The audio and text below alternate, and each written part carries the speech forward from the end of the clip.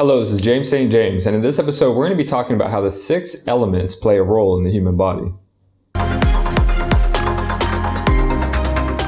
Let's learn about the functional anatomy of the human body from a healer perspective so that we can reverse engineer intuitive healing so that we can re-engineer our body and mind to think and perform how we want.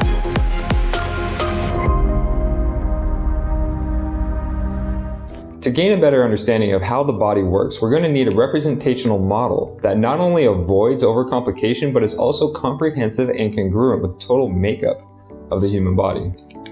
In ancient times in India, they created a system of 6 elements to accomplish exactly that.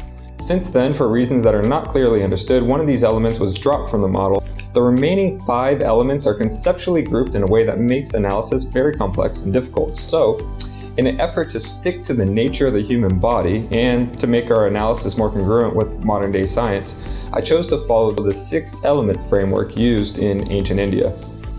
I know you're probably thinking, hey James, why are you making this more difficult by adding an extra element? Trust me, this is going to hurt, but it's for your own good. And I didn't actually add it because it's quite obvious it was forgotten, as important groupings of 6 things are actually quite common in the human body.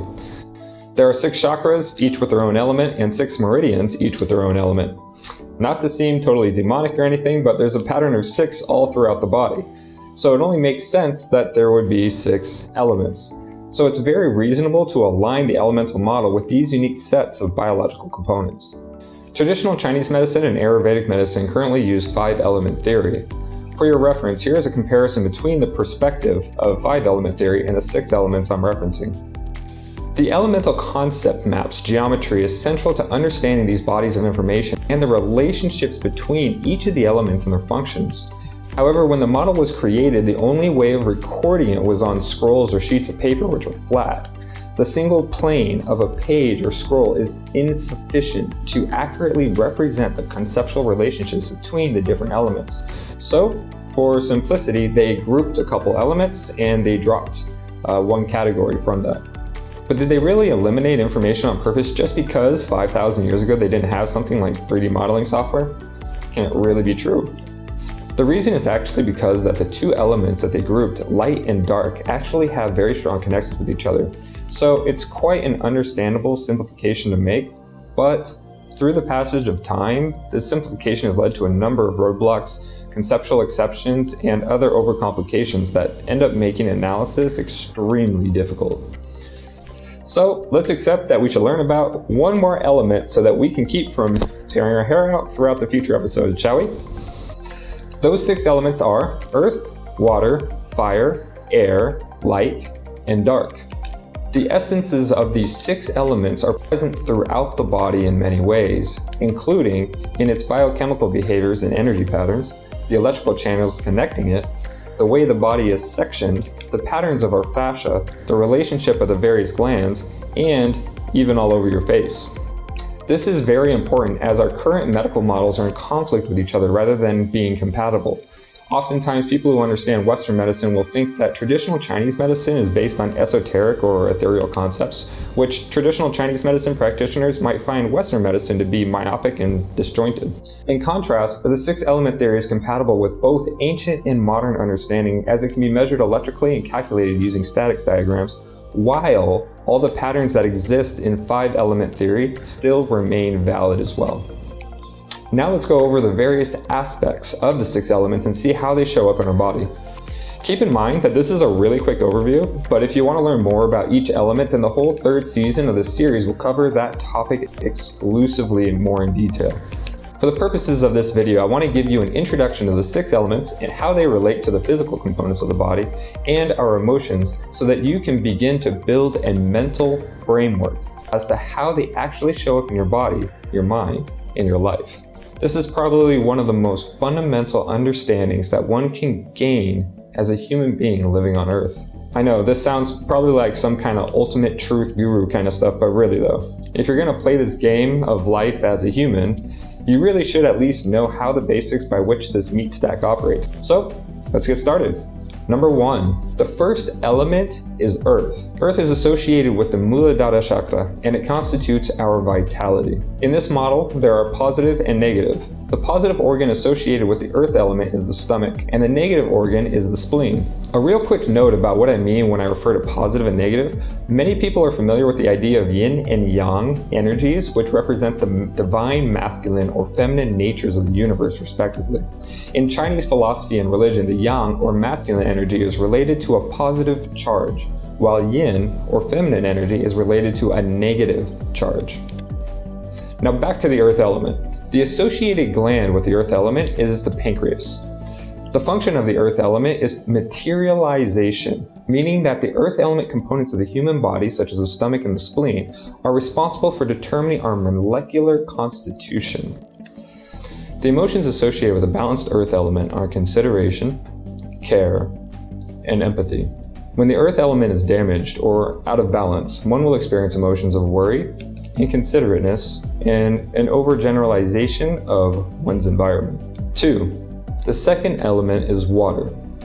Water is associated with the Svasana chakra and relates to our sexuality and our nervous system. The positive organ associated with the water element is the bladder, and the negative organ is the kidneys. The associated gland is the adrenals. The function of the water element is willpower or belief, meaning the water element components of the human body are responsible for determining the direction we move in life and the amplitude by which we move in that direction. The emotions associated with a balanced water element are bravery, pride, and gratitude. When the water element is damaged or out of balance, one will experience emotions of disrespectfulness and shame.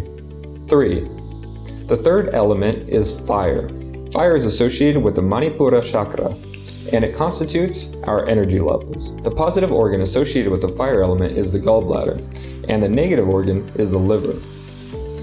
The associated gland is the thyroid. The function of the fire element is energy distribution, meaning that the fire element components of the human body are responsible for delivering fuel in the form of carbohydrates such as glycogen throughout the body. The emotions associated with the balanced fire element are peace, safety, and motivation. When the fire element is damaged or out of balance, one will experience emotions of frustration, boredom, and even paranoia, or a lack of safety. 4. The fourth element is air. Air is associated with the Anahata chakra, and it relates to rhythm of the human body. The positive organ associated with the air element is the large intestine, and the negative organ is associated with the lungs. The associated gland is the thymus. The function of the air element is elimination, meaning the air element components of the human body are responsible for eliminating unwanted things from the body, such as toxins, habits, ways of thinking, or even memories. The emotions associated with a balanced air element are trust, comfort, and the feeling of being cool. Not the temperature cool, but the awe of seeing something that you like. When the air element is damaged or out of balance, one will experience emotions of distrust, anxiety, or dogmatic thinking. 5. The fifth element is light. Light is associated with the Ajna chakra and is related to our mind. The positive organ associated with the light element is the small intestine, and the negative organ is the heart. The associated gland with the light element is the pituitary gland, and the function of the light element is differentiation and control, meaning the light element components of the human body are responsible for differentiating between the various things in our environment and within us, controlling the direction for all things in the body. The emotions associated with a balanced light element are joy, sadness, amazement, and wonder. When the light element is damaged or out of balance, one will experience emotions of stubbornness, loneliness, hopelessness, and even being judgmental. 6. The sixth element is dark. Dark is associated with the Vishuddha chakra, and it is responsible for our intuition. The positive organ associated with the dark element is the interstitium, and the negative organ that is associated with the dark element is the pericardium. The associated gland of the dark element is the pineal gland. The function of the dark element is guidance, meaning the dark element components of the human body are responsible for interpreting and creating signals to and from other beings and even the environment. The emotions associated with the dark element are faith, sorrow, acceptance, and love. When the dark element is damaged, one will experience emotions of hatred, misery, or purposelessness. Congratulations, you learned about all 6 elements. Now that we got that covered, I will let you know that there are actually 3 more, but don't worry, there's no need to learn these as they exist outside of the body. And we won't be able to use any of these unless you're some kind of guru looking to break through extra-dimensional realities. So just focus on these 6 elements as they are what you will be using to trace, analyze, and target damage in the body. This is plenty of information to chew over for one video, so I hope that these overwhelming bomb drops of information don't disturb your dreams at night, as there will be plenty of videos going over this and more again and again in future episodes. So you'll get the hang of it just like learning basic math, grammar, or anything else. So follow me to the next video where we are going to go over how the 6 elements show up in the electrical, chemical, and mechanical aspects, or what I refer to as the trinity of the human body. If you want to learn more about the body and mind, then feel free to check out the other videos in this channel or subscribe. And if you have a question about anything, then drop it in the comments and I'll do my best to answer it. I'll see you in the next video.